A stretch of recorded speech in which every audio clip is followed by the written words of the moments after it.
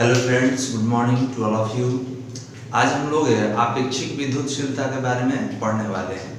पिछले क्लास में आपने देखा था कि विद्युतशीलता का दो प्रकार है, एक निरपेक्ष विद्युतशीलता, दूसरा आपेक्षिक विद्युतशीलता। निरपेक्ष विद्युतशीलता को मैंने पिछले क्लास में बताया था और आज सीखेंगे आपेक्षिक विद्युतशीलता। ओके, तो चलिए स्टार्ट करते हैं आपेक्षिक विद्युतशीलता।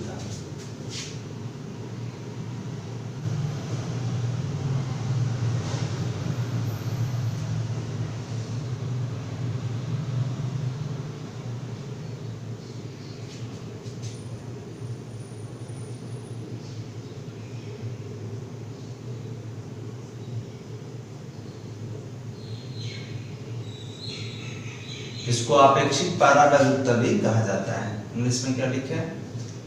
Relative permittivity. Relative permittivity. Okay, तो सबसे पहले समझ लिया जाए कि ये होता क्या है, प्रयोग कैसे करते हैं, उसके बाद इसको परिभाषित करेंगे। ओके, तो हमने सबसे पहले दो आवेश लिया और इन दोनों आवेशों को किस माध्यम में रखा जाए, तो हमने बोला हवा या निर्वात, कुछ भी रखिए, हवा, निर्वात, वायु सारा एक ही है। और ये कौन आवेश है, तो आवेश Q1 तथा Q2। तो ध्यान देंगे, जब दो आवेश एक दूसरे से स्मॉल r दूरी पर हवा में स्थित हो, तो अब बताइए कि दो आवेश को हवा में रखिएगा तो दोनों के बीच में कौन है जी, तो हवा के कण हैं। हवा तो चारों तरफ रहता है, हवा के कण हैं। या निर्वात भी ले सकते हैं कि सर कुछ नहीं है, क्लियर है, क्योंकि सबका विद्युतशीलता लगभग एक समान होता है। तो हमने बोला कि दो आवेशों को हवा में रख दिया गया है, कितना दूरी पर, स्मॉल r दूरी पर। तो हवा के कण क्या करते हैं, इन दोनों आवेशों के बीच एक बल लगाते हैं, लेकिन उनका बल इतना कम होता है कि इन दोनों आवेशों के बीच लगने वाले बल पर कोई प्रभाव उत्पन्न नहीं होता है। फिर से समझिए, हमने बोला कि दो आवेश को हवा में रख दिए, क्लियर है, हवा में स्मॉल r दूरी पर रख दिया गया। अब जब हवा में रख दीजिएगा तो हवा के कण क्या करते हैं, इन दोनों के बीच प्रतिरोध उत्पन्न करते हैं। मतलब इनका बल इस पर नहीं लगना देना चाहते हैं और इसका बल इस पर नहीं लगना देना चाहते हैं। ओके, फिर से समझिए, हमने बोला कि हवा में दो आवेशों को रखा गया है, ओके, और दोनों के बीच का दूरी कितना है, स्मॉल r। अब आपने दोनों आवेशों को जब हवा में रखा या निर्वात में रखा या किसी भी माध्यम में रखा, जब दो आवेशों को हवा में रखा जाता है तो हवा के कण इन दोनों आवेशों के बीच प्रतिरोध उत्पन्न करते हैं। इसी प्रतिरोध उत्पन्न करना, इसी प्रतिरोध को ही विद्युतशीलता के नाम से जानते हैं। पिछले वीडियो में हमने पढ़ा था। तो आपने बोला सर हवा का विद्युतशीलता तो बहुत कम होता है, हवा जो होता है इनके बीच बहुत कम प्रतिरोध उत्पन्न करता है, लगभग ना के बराबर। तो आपने बोला कि सर यहाँ पे हवा क्या करेगा, बहुत कम प्रतिरोध उत्पन्न करता है, लगभग ना के बराबर। तो यहाँ विद्युतशीलता, जिसको हमने बोला था कि वायु के लिए, निर्वात के लिए और फ्री स्पेस, मुक्त आकाश के लिए एप्सिलॉन नॉट लेंगे, इसी को निरपेक्ष विद्युतशीलता भी कहा जाता है। तो आपने बोला कि सर ये हवा का कण ये दोनों आवेशों के बीच प्रतिरोध उत्पन्न नहीं करेगा। क्यों? क्योंकि सबसे कमजोर बल हवा के कण के पास होता है। अब हमने बोला कि आप एक काम कीजिए, उन दोनों आवेशों को हवा से उठाकर लेकर जल में चले आइए। अब बताइए कि जैसे ही दोनों आवेशों को लेकर हम जल में चले आए तो जल के कण क्या करेंगे, इन दोनों आवेशों के बीच पहले से ज्यादा प्रतिरोध उत्पन्न करेंगे कि कम? तो आपने बोला सर पहले से तो प्रतिरोध ज्यादा उत्पन्न करेंगे। क्यों? तो ये जल का कण का नेचर होता है, उनका प्रॉपर्टी होता है, उनके बीच कणों का संख्या ज्यादा होता है, उनका डेंसिटी ज्यादा होगा, ठीक है, वो एक दूसरे के बीच में अधिक से अधिक प्रतिरोध उत्पन्न करेंगे। और बताइए कि यही प्रतिरोध उत्पन्न करना क्या कहलाता है, विद्युतशील। तो आपने बोला कि सर हवा की तुलना में जल का विद्युतशीलता ज्यादा होता है, मतलब जल का प्रतिरोध उत्पन्न करने का क्षमता ज्यादा है। तो अब बताइए कि इन दोनों को अगर जल में रखते हैं तो आपने बोला कि प्रतिरोध ज्यादा उत्पन्न होगा। तो कितना ज्यादा उत्पन्न होगा ये हमको जानना है। क्लियर है कि 5 गुना प्रतिरोध ज्यादा उत्पन्न करेगा, 10 गुना, 50 गुना, 100 गुना, कितना गुना ज्यादा उत्पन्न होगा। क्लियर है। तो यही जो तुलना करने के लिए हम एक वर्ड लेते हैं कि हवा में इतना था तो इसमें कितना होगा, इसी चीज को समझने के लिए हम अपेक्षिक विद्युतशीलता का यूज करते हैं। ओके, तो आपने बोला सर इसको अगर दोनों को उठा के, ये दोनों आवेश को लाकर अगर जल में रख दिया जाए, जल में रख दिया जाए तो जल के क्या कण क्या करेंगे, इन दोनों आवेशों के बीच प्रतिरोध उत्पन्न करेंगे। तो प्रतिरोध पहले से ज्यादा होगा कि कम होगा, तो सर ज्यादा होगा। क्लियर है, पहले से ज्यादा प्रतिरोध उत्पन्न किया जाएगा। ये हो गया विद्युतशीलता किसका, जल का। तो W लिख दें। तो आपने बोला सर विद्युतशीलता बढ़ गया, अब कितना गुना बढ़ा यही हमको जानना है। तो ध्यान देंगे, आप जल का विद्युतशीलता बताने के लिए आप हवा को ले रहे हैं ना, कि हवा की तुलना में 10 गुना बढ़ा, 30 गुना बढ़ा, 40 गुना बढ़ा। क्लियर है। तो जब दो माध्यमों का विद्युतशीलता का तुलना किया जाता है तो तुलना करने के लिए जिस पद का यूज करते हैं उसी का नाम होता है अपेक्षिक विद्युतशीलता। ओके, फिर से याद रखेंगे कि दो माध्यमों का तुलना करने के लिए जिस पद का प्रयोग किया जाता है उसी का नाम होता है अपेक्षिक विद्युतशीलता। तो सर हम दो माध्यम में क्या तुलना कर रहे हैं, तो हम दो माध्यम में विद्युतशीलता का तुलना कर रहे हैं और बल का तुलना कर रहे हैं। जैसे आपने बोला कि सर हवा में कोई रुकने वाला नहीं था। क्लियर है, कोई रुकने वाला था ही नहीं, और जैसे ही इसको जल में लेके आए तो रुकने वाले जल के कण हैं।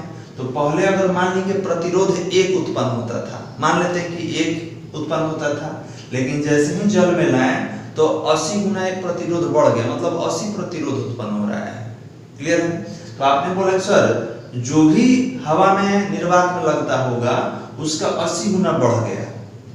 तो आप यहाँ पे क्या बोले कि पहले से विद्युतशीलता 80 गुना बढ़ गया, तो 80 गुना बढ़ेगा तो इसमें दोनों आवेशों के पीछे लगने वाला बल क्या होगा, 80 गुना कम हो जाएगा। क्योंकि जितना गुना प्रतिरोध बढ़ेगा, जिसको हमने विद्युतशीलता का नाम दिया है, जितना गुना दोनों आवेशों के बीच विद्युतशीलता बढ़ेगा, माध्यम का जितना विद्युतशीलता बढ़ेगा उतना ही इन दोनों के बीच लगने वाला बल कम हो जाएगा। ओके, तो आपको याद रखना है कि अपेक्षिक विद्युतशीलता क्या है। तो अपेक्षिक विद्युतशीलता एक पद है जिसका प्रयोग दो माध्यम का विद्युतशीलता का तुलना करने में किया जाता है। ओके, तो चलिए इसको परिभाषित करते हैं, उसके बाद आगे समझेंगे।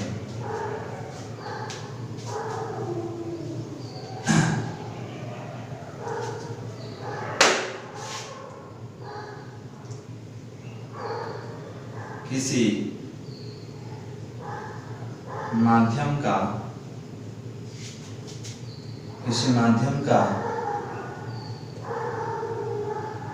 विद्युतशीलता, किसी माध्यम का विद्युतशीलता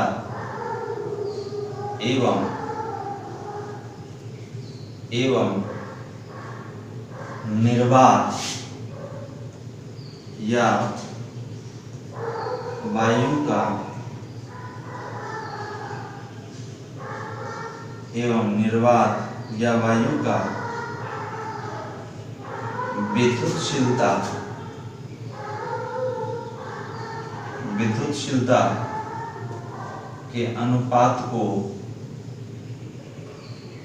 विद्युतशीलता के अनुपात को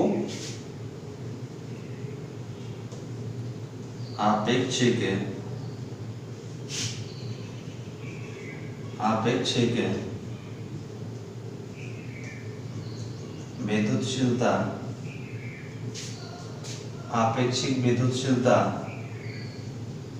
कहा जाता है। आपेक्षिक विद्युतशीलता कहा जाता है। इसे एप्सिलॉन आर, ध्यान देंगे क्या पढ़ेंगे इसे,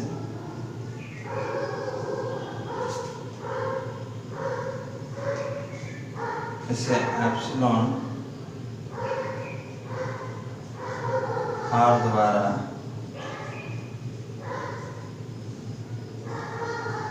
सूचित किया जाता है।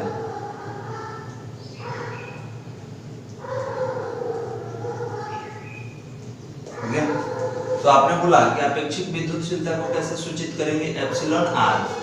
एप्सिलॉन को क्या बोलते हैं, विद्युतशीलता, और आर मतलब रिलेटिव, देख लीजिए रिलेटिव, अपेक्षित विद्युतशीलता। अब ये अपेक्षित विद्युतशीलता आपने बोला कि सर तुलना करने के लिए लेते हैं कि भाई हवा से जल में गया तो कितना गुना प्रतिरोध बढ़ा, हवा से तेल में गया तो प्रतिरोध कितना बढ़ा, हवा से अल्कोहल में गया तो प्रतिरोध कितना बढ़ा माध्यम का। तो दो माध्यमों का प्रतिरोध का तुलना करने के लिए अपेक्षित विद्युतशीलता का प्रयोग करते हैं। अब सवाल ये है कि सर इसको परिभाषित कैसे करेंगे और निकालेंगे कैसे। तो देखिए, किसी माध्यम का विद्युतशीलता एवं निर्वात या वायु का विद्युतशीलता के अनुपात को अपेक्षित विद्युतशीलता कहा जाता है। ओके, हो गया। तो आपने बोला कि सर किसी माध्यम का मतलब, तो अब बताइए कि आप हवा से उठा के कहाँ ले गए हैं, जल में ले गए हैं, तो जल एक माध्यम हो गया। तो यहाँ पर ये होता है एप्सिलॉन m और बटा एप्सिलॉन नॉट। याद आपको ये रखना है कि जब भी आप तुलना करेंगे तो किससे तुलना करेंगे, तो हवा से तुलना करेंगे, क्योंकि हवा ही एक ऐसा माध्यम होता है जिसमें दो आवेशों के बीच सबसे न्यूनतम प्रतिरोध लगता है। पिछले वीडियो में हमने बताया था कि जब भी हमको तुलना करना होगा कि भाई हवा से हम तेल में ले गए, हवा से अल्कोहल में ले गए, हवा से ग्लिसरीन में ले गए, तो कितना इन माध्यम का प्रतिरोध बढ़ा, कैसे निकालेंगे, तो जब भी तुलना करना होगा तो हवा से, क्योंकि हवा में विद्युतशीलता का मान बहुत कम होता है, मतलब कि हवा द्वारा प्रतिरोध उत्पन्न करने की क्षमता बहुत कम होता है और उस माध्यम में दो आवेशों के बीच सबसे अधिक बल लगता है। तो हमने क्या लिख दिया कि एप्सिलॉन m बटा एप्सिलॉन नॉट। एप्सिलॉन m मतलब आप हवा से उठा के कहाँ रखे हैं, किस माध्यम में, और एप्सिलॉन नॉट मतलब माध्यम, मतलब हवा, निर्वात या वायु की विद्युतशीलता। ओके, या आप लिख भी सकते हैं माध्यम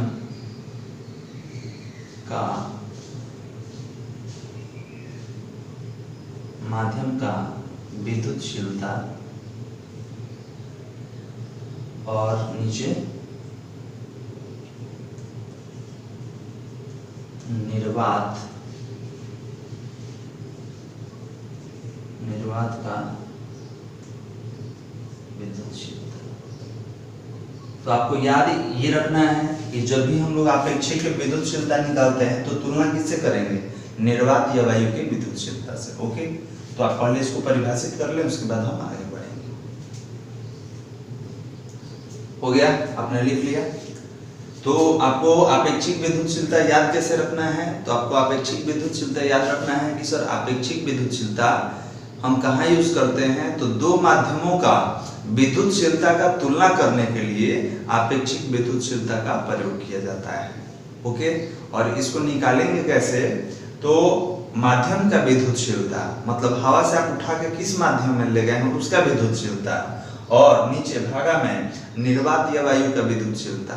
हमने बताया था कि तुलना किससे करना है, वायु, निर्वात या मुक्त आकाश की विद्युतशीलता से, क्योंकि तब मालूम चलेगा कि आप हवा से लेके गए तो कितना प्रतिरोध बढ़ गया माध्यम का। ओके, तो आप निकाल लेंगे, ये याद रखेंगे। इसके जगह पे हम लोग एक के भी यूज करते हैं जिसको पारावैद्युतांक कहा जाता है। ओके, तो आगे बढ़े।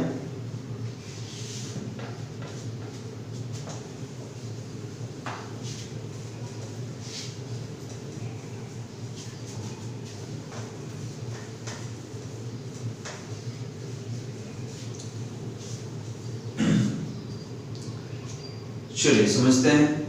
तो अभी हमने क्या देखा कि सर अपेक्षिक विद्युतशीलता क्या है, तो अनुपात है किसका, तो किसी माध्यम में विद्युतशीलता और निर्वात में विद्युतशीलता। इसको एप्सिलॉन आर अपेक्षिक विद्युतशीलता को कैपिटल के द्वारा भी सूचित किया जाता है, याद रखेंगे कि एप्सिलॉन आर जो आपने लिया है अपेक्षिक विद्युतशीलता, इसको पारावैद्युतांक भी कहते हैं, के भी लेते हैं। ठीक है, ये दोनों सिंबल से आप अपेक्षिक विद्युतशीलता को डिनोट कर सकते हैं। ओके, तो अब बताइए कि आपने लिखा epsilon R equal to epsilon M by epsilon naught, तो ये आया कहां से, कैसे आप इसको लिखेंगे, आप क्या करना पड़ेगा, साबित करें, मतलब प्रूफ करें, इसको प्रूफ करना होगा ये कैसे आया। ओके, इसको प्रूफ कर लेते हैं, बहुत छोटा है। तो आपने बोला कि जब दो आवेशों को कहाँ रखेंगे,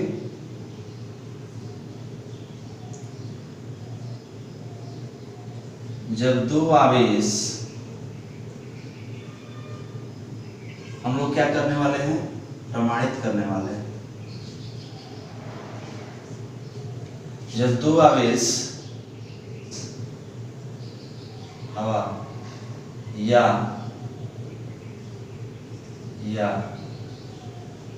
निर्वात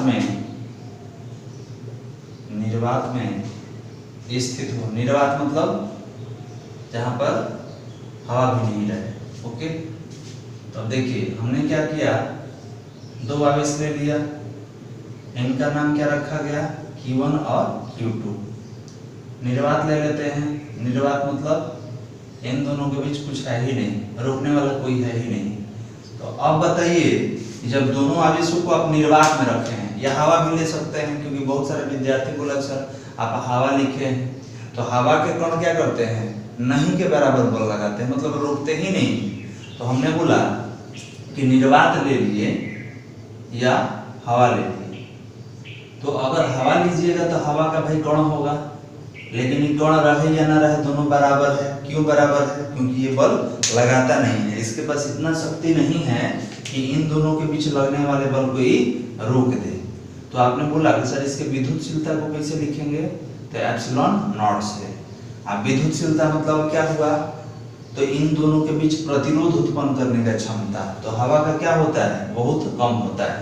तो जब यहाँ विद्युतशीलता कम है दोनों के बीच, तो इनके बीच लगने वाले बल का मान क्या होगा जी, सबसे अधिक होगा।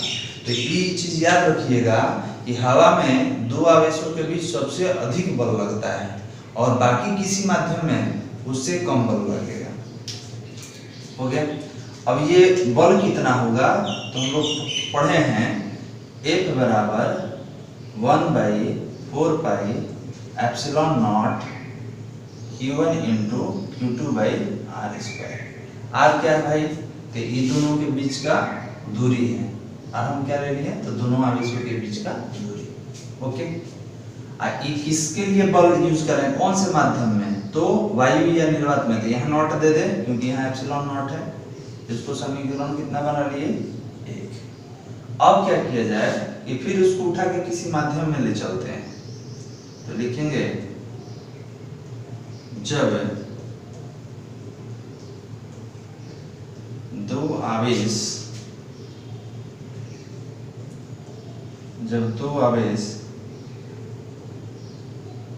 किसी माध्यम में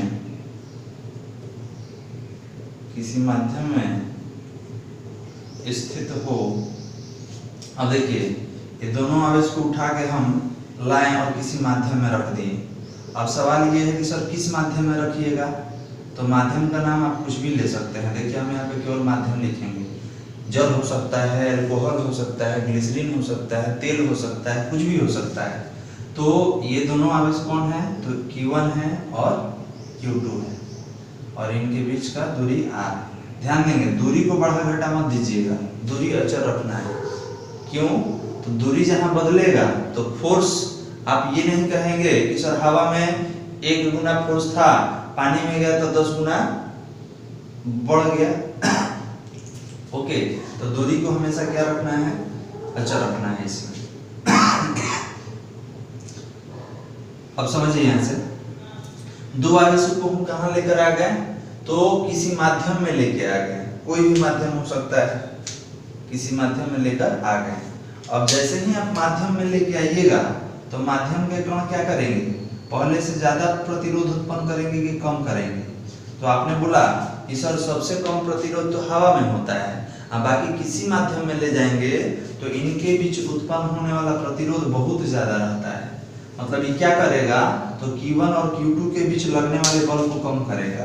कारण कि माध्यम का, देखिए ये विद्युतशीलता हो गया और M लिख दिए, तो किसका, माध्यम का। तो आपने बोला सर विद्युतशीलता बढ़ गया, विद्युतशीलता मतलब दोनों के बीच प्रतिरोध उत्पन्न करने का क्षमता। सर विद्युतशीलता बढ़ गया तो इस माध्यम में आवेश के बीच लगने वाला बल का मान क्या हो जाएगा, कम हो जाएगा। ओके, अब यहाँ पे कैसे लिखेंगे, तो F एम किसमें लग रहा है, तो माध्यम में 1/4 यहाँ क्या लिखे एम, क्योंकि माध्यम का विद्युतशीलता है। और ये क्या होगा Q1 × Q2 बटा में R²। इसको समीकरण कितना ले लीजिए, ये तो हो जाएगा। अब क्या करना है, तो समीकरण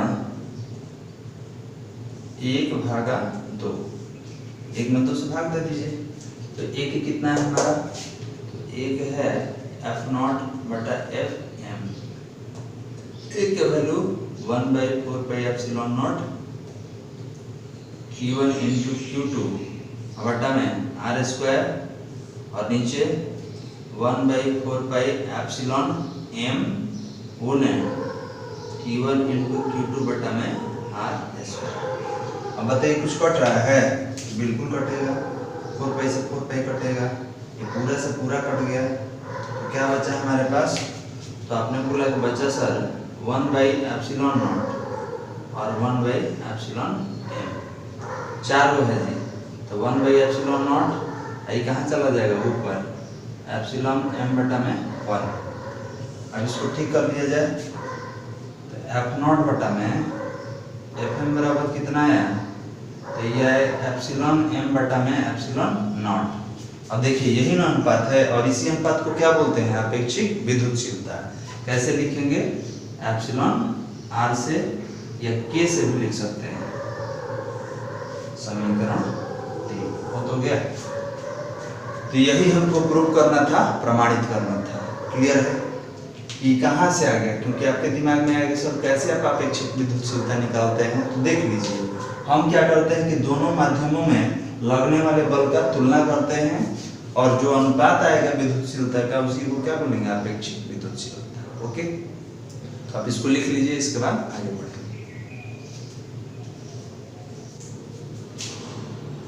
चलिए आगे बढ़ते हैं, आपने लिख लिया होगा।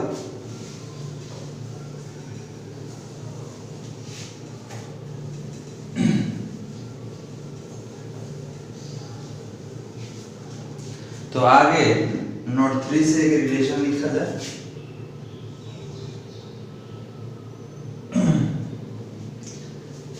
कौन सा रिलेशन है, तो यहां से लेते हैं ε m बटा में ε0 इक्वल टू εr, जिसको अपेक्षिक विद्युतशीलता कहा जाता है, और इसको हम लोग k द्वारा भी सूचित करते हैं। ओके, तो अब ये बताइए कि अगर इसमें तिरछा तिरछी गुना कराया जाए, क्रॉस मल्टीप्लिकेशन, तो क्या लिख सकते हैं कि ε m बराबर ये इसके साथ गुना होगा, और ये होगा ε0 × εr। याद कीजिए, ये फार्मूला कूलम्ब के नियम में हमने प्रयोग किया था। ये समीकरण 3 है, इसको दिया जाए समीकरण 4। ओके, इसके बाद एक बल के साथ संबंध निकाल लिया जाए। बल के साथ संबंध ये है F0 डिवाइडेड बाई Fm, और कितना है εr। तो इसके बटा में 1 डाल दे। अब बताइए कि जब इसको उल्टा करेंगे तो ये भी उल्टा हो जाएगा, तो ये हो जाएगा Fm बटा में F0 बराबर 1 बटा में εr। और जब हमको माध्यम में बल निकालना रहेगा तो ये F0 इधर आके गुना होगा, और ये हो जाएगा F0 बटा में εr। ओके, तो ये हो गया समीकरण 5। तो समीकरण 4 किसके साथ संबंध बताता है, तो निरपेक्ष विद्युतशीलता और अपेक्षिक विद्युतशीलता। और ये समीकरण 5 किसके साथ संबंध बताता है, तो माध्यम में बल, उसके बाद निर्वात में बल, और ये अपेक्षिक विद्युतशीलता। इन तीनों के संबंध के बारे में जानकारी प्राप्त होता है। अब हम देखेंगे नोट नंबर 1 में कि सर हमने हवा, वायु या निर्वात का विद्युतशीलता एक लिया था, तो वो आया कहां से, इसके बारे में हम बात करेंगे। तो लिखते हैं हवा,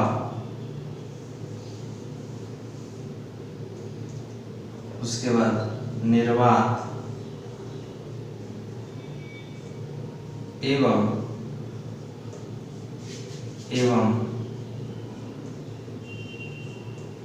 मुक्त आकाश की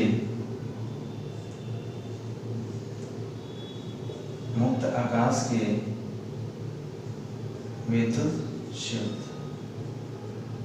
क्लियर है? चलिए, तो अब ये बताइए कि हम किसका आपेक्षिक विद्युतशीलता लिख लेते हैं। मुक्त आकाश की आपेक्षिक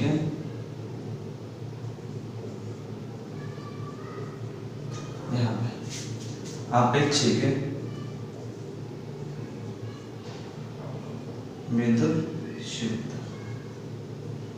क्लियर है? अब ये बताइए कि हवा निर्वात या मुक्त आकाश का आपेक्षिक विद्युतशीलता निकालना है। मतलब कि यदि दो आवेश कहीं हवा में रखे हुए थे या निर्वात में रखे हुए थे या मुक्त आकाश में रखे हुए थे, तो उनको एक जगह से दूसरे जगह उसी माध्यम में रखना है। तो ध्यान देंगे, जब तक माध्यम नहीं बदलेगा आपेक्षिक विद्युतशीलता बदलेगा? बिल्कुल नहीं। तो आपने बोला कि सर यहाँ पर किसका पूछा जा रहा है आपेक्षिक विद्युतशीलता? तो हवा निर्वात एवं मुक्त आकाश में। क्लियर है? तो अब बताइए कि एप्सिलॉन आर बराबर हम लोग क्या पढ़ेंगे? एप्सिलॉन एम बटा में एप्सिलॉन नॉट। अब ध्यान देंगे, ये माध्यम का विद्युतशीलता, तो आप किस माध्यम का निकालने वाले हैं? हवा, निर्वात या मुक्त आकाश। तो इसको क्या बोलते हैं? Epsilon not. और तुलना किससे करना है? तो मुक्त आकाश से ही तुलना करना है। ये एप्सिलॉन नॉट, दोनों कट गया, वैल्यू 1। अब याद कीजिए, हमने ये वैल्यू 1 लिया था जब हवा और निर्वात का विद्युतशीलता हम लोग निकाल रहे थे। तो एप्सिलॉन आर, जिसको आपेक्षिक विद्युतशीलता कहा जाता है, किसके लिए कहा जाता है? वायु के लिए, वायु के लिए, निर्वात एवं मुक्त आकाश एवं मुक्त आकाश। ओके, तो याद आपको ये रखना है कि सर हवा का, निर्वात का या मुक्त आकाश का आपेक्षिक विद्युतशीलता कितना होता है? 1। और सबसे कम ये आपेक्षिक विद्युतशीलता है, इससे कम आपेक्षिक विद्युतशीलता नहीं होता है। और इस माध्यम में, हवा में, निर्वात में जो दो आवेशों के बीच बल लगता है वो काफी महत्तम होता है। आप देख सकते हैं यहाँ पे हम लोग लिखे माध्यम में कांच में आया तो बल कम हो गया और हवा में रखे थे तो बल अधिक है। चलिए, तो इसको आप लिख लीजिए, इसके बाद आगे बढ़ेंगे।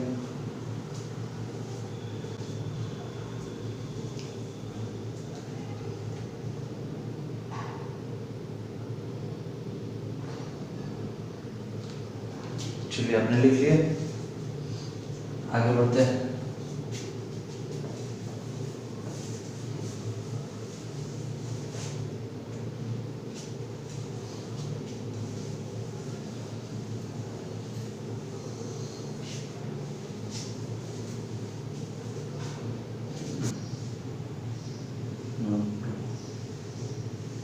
अब नोट 2 में क्या समझेंगे? तो आपने बोला कि सर वायु या निर्वात, वायु या निर्वात के लिए आपेक्षिक विद्युतशीलता का वैल्यू कितना होता है? तो 1 होता है। और मान लीजिए कि इसको छोड़कर और कोई माध्यम लेंगे तब, तो ध्यान देंगे अन्य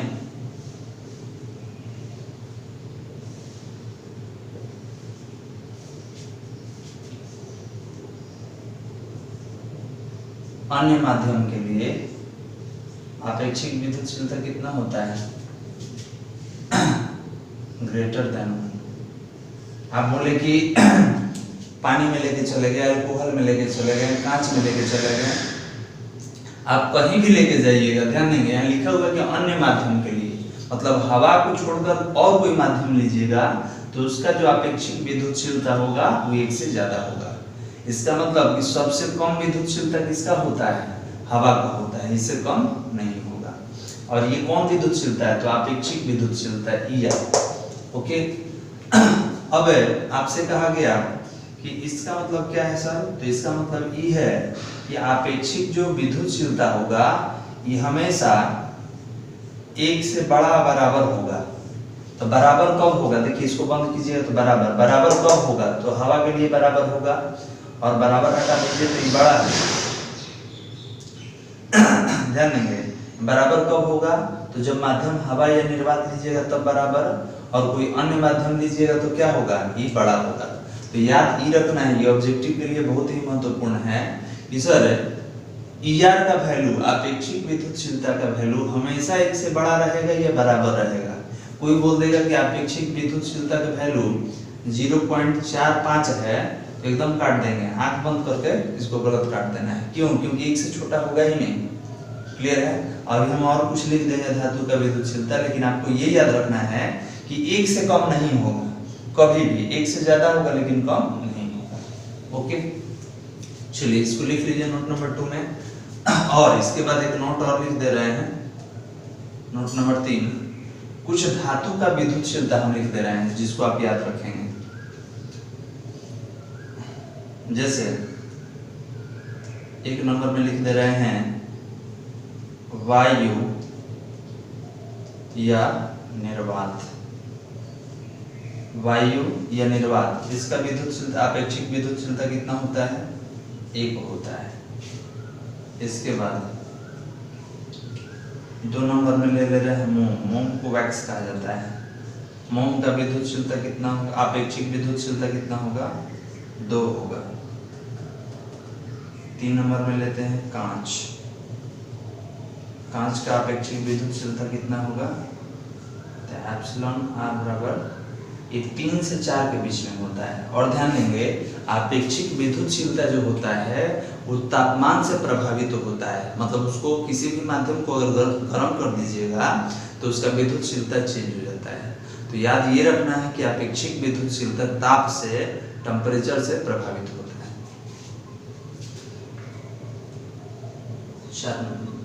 कांच हो गया। जल का ले लेते हैं, जल का अपेक्षिक विद्युतशीलता, तो ये 80 से 81 के बीच होता है। 80 से 81, ये क्यों लिख रहे हैं, मतलब इतना से इतना के बीच होता है। और 5 नंबर, किसी धातु का, किसी, ये सबसे ज्यादा आपके एग्जाम में पूछता है कि धातु का विद्युतशीलता कितना होता है, आपेक्षिक विद्युतशीलता तो अनंत होता है, याद रखिएगा। ज्यादा नहीं, 5 को लिखते हैं, आपको याद रखना होगा कि वायु या निर्वात का 1 होगा, मोम का 2 होगा, कांच का 3 से 4 तक होता है, जल का 80 से 81 तक होगा, धातु का अनंत होता है। अब बाकी क्वेश्चन में दिया रहता है, क्योंकि सारा तो आप याद कर नहीं सकते हैं, तो बाकी क्वेश्चन में दिया रहेगा, तो इसको आप लिख लीजिए। अब हम सीखेंगे कि कैसे जानेंगे कि किस माध्यम का विद्युतशीलता कितना बढ़ा या कितना घटा। लिख लीजिए इसको पर, चलिए लिख लिए, हटाया जाए। 3 गो नोट हो गया। नोट नंबर 4 में आते हैं। सब नोट जितना बता रहे हैं आपके एग्जाम का ऑब्जेक्टिव के लिए महत्वपूर्ण होता है, याद रखिएगा जितना नोट बताया जा रहा है। नोट नंबर 4, अब पूछा जाएगा आपेक्षिक विद्युतशीलता का मात्रक और विमीय सूत्र। हो गया, तो ये आपेक्षिक विद्युतशीलता हो गया, इसका मात्रक और विमीय सूत्र बताना है। ओके, तो पहले देख लीजिए मात्रक और विमीय सूत्र कितना होगा। तो आपने बोला कि सर आपेक्षिक विद्युतशीलता एक ही प्रकार की राशियों का अनुपात है, तो ये बताइए कि इसका हम लोग कितना मात्रक पढ़े थे, तो coulomb square newton inverse 1 metre inverse 2। ये भी तो विद्युतशीलता है, तो इसका भी क्या होगा, वही होगा coulomb square newton inverse 1 metre inverse 2। ये दोनों कट जाएगा ना जी, टोटल कितना बचा 1। तो आप बताइए कि 1 कोई मात्रक है नहीं, तो अभी मात्रक नहीं है तो इसका बीमा लिखेंगे, लंबाई चौड़ाई चाहे कुछ भी तो नहीं है, तो बोलेंगे कि आपेक्षिक विद्युतशीलता मात्रक ही एवं बीमाहीन राशि है। यहाँ लिख रहे हैं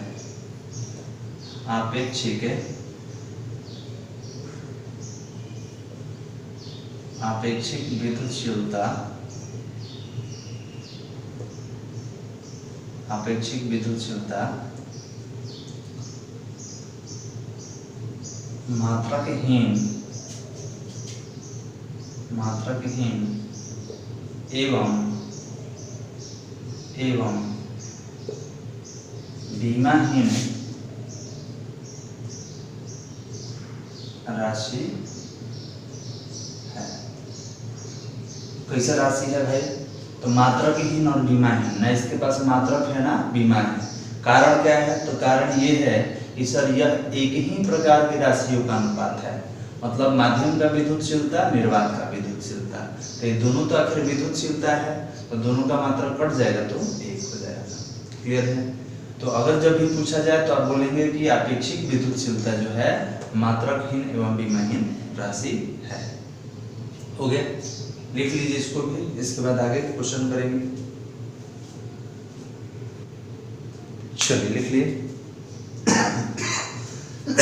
अब आते हैं उदाहरण पे कि सर कैसे समझते हैं हम लोग अपेक्षिक विद्युतशीलता के बारे में।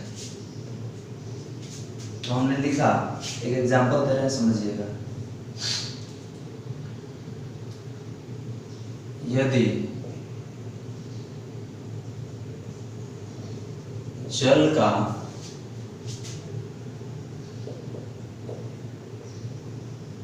आपेक्षिक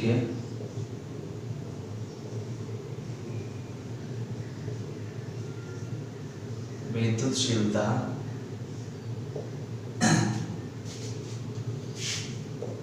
या 81 हो तो, अभी देखिए लिखे थे ना हम लोग जल के बारे में कितना था, तो 80 से 81, तो मान लीजिए 81 ही है। तो आपने क्या बोला कि यदि जल का अपेक्षिक विद्युतशीलता 81 है, इसका मतलब क्या है? ये कह दिया, इसका अर्थ क्या है? तो इसका अर्थ ये है कि यदि दो आवेश को आप हवा से या निर्वात से उठाकर जल में लाते हैं, यह माध्यम का नाम क्या दिया है? जल।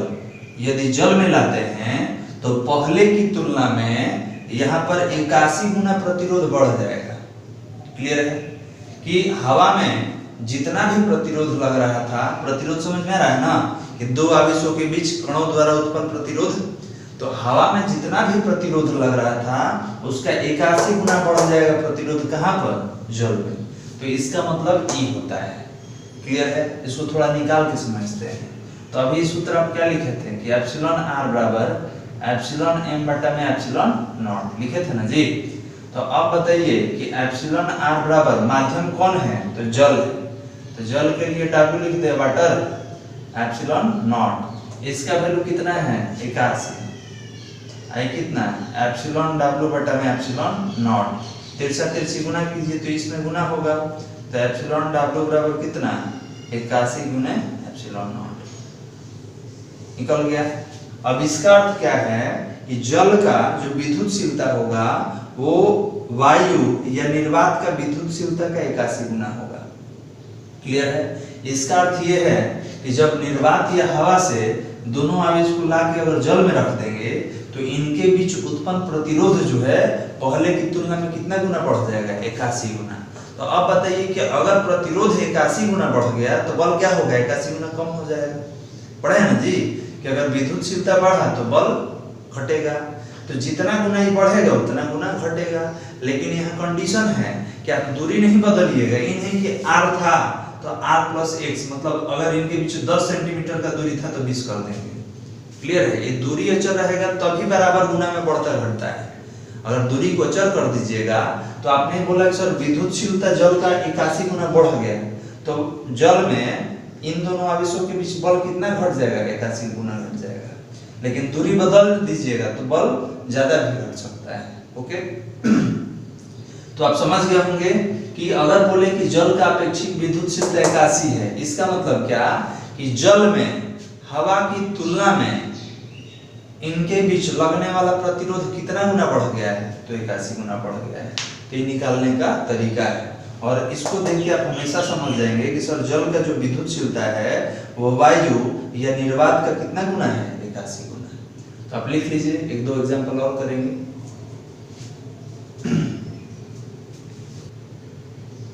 चलिए लिख लीजिए। दूसरा एग्जांपल ले रहे हैं, जब हटा दे रहे हैं, जब हटा दिया जाए। अब किसको ले लेते हैं, एग्जांपल नंबर 2। अब यहाँ कांच को ले रहे हैं, कांच समझ रहे हैं ना, कि दोनों के बीच में लाके कांच को रख दिए इसे। तो यदि कांच का अपेक्षिक विद्युतशीलता कितना लिखे थे जी, 3 से 4। तो अब बताइए, तो अब इसका अर्थ पहले समझिए। तो आप बोलेंगे कि सर कह रहा है कि कांच का अपेक्षिक विद्युतशीलता 4 है, इसका मतलब ये हुआ कि जब वायु से या निर्वात से दोनों आवेशों को उठाकर हम कांच में रख देंगे, मतलब कि दोनों आवेशों के बीच कांच लगा देंगे, तो यहाँ पर जो प्रतिरोध उत्पन्न करने का क्षमता होगा हवा की तुलना में 4 गुना बढ़ जाएगा। देखिए यहाँ पर क्लियर है।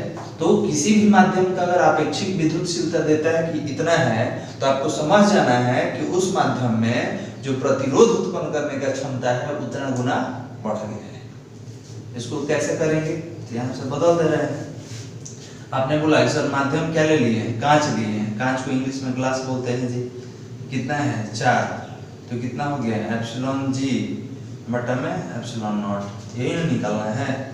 जब ये निकालिएगा तो ये किससे गुना होगा, इससे, 4 इंटू एप्सिलॉन नॉट। बहुत कम बच्चे ये सब जानते हैं, बहुत कम बच्चों को ये सब जानकारी होता है। एकदम दिमाग में ये सब बात क्लियर रखिए, क्योंकि ये सब में बहुत बच्चे को परेशानी होता है और बहुत ही ये इंपॉर्टेंट टॉपिक है, इसीलिए हमने अलग अलग वीडियो बनाया है। ओके, तो अब इसका अर्थ क्या है कि सर कांच का जो विद्युतशीलता होता है वो वायु या निर्वात का विद्युतशीलता का क्या होगा, 4 गुना होगा। मतलब कि अगर हवा से उठा के कांच में लाते हैं तो कांच कितना प्रतिरोध उत्पन्न करेगा, हवा की तुलना में 4 गुना प्रतिरोध उत्पन्न करेगा। ओके, इसको भी लिख लीजिए।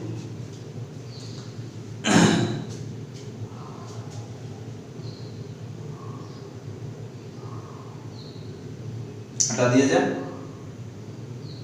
चलिए एग्जाम्पल 3 कर लेते हैं। अब क्या ले लेते हैं, अवरक।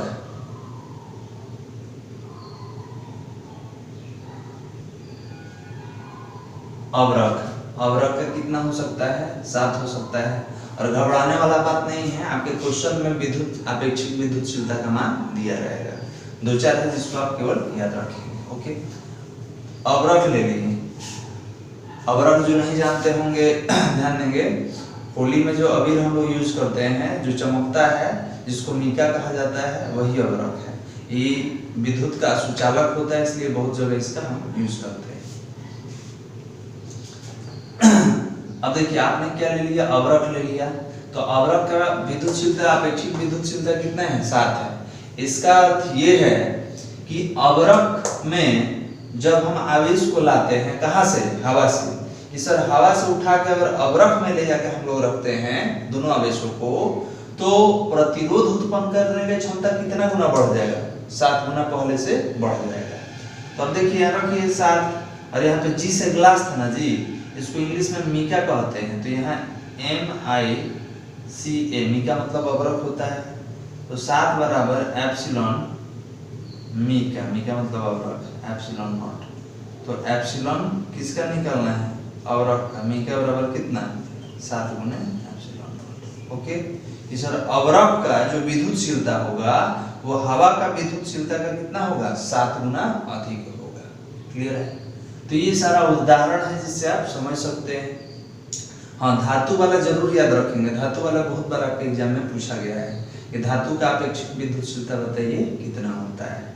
ओके, तो ये सारा आपका था अपेक्षित विद्युतशीलता। ये काफी महत्वपूर्ण टॉपिक है। क्लियर है, विद्युतशीलता बहुत ही महत्वपूर्ण है। न्यूमेरिकल से लेकर बहुत जगह ये पूछा जाता है। वस्तुनिष्ठ प्रश्न में तो इसका ऑब्जेक्टिव 1-2 रहेगा ही रहेगा। ओके, तो चलिए आज के लिए इतना ही काफी है, बाकी अगले वीडियो में करेंगे। Okay, thanks.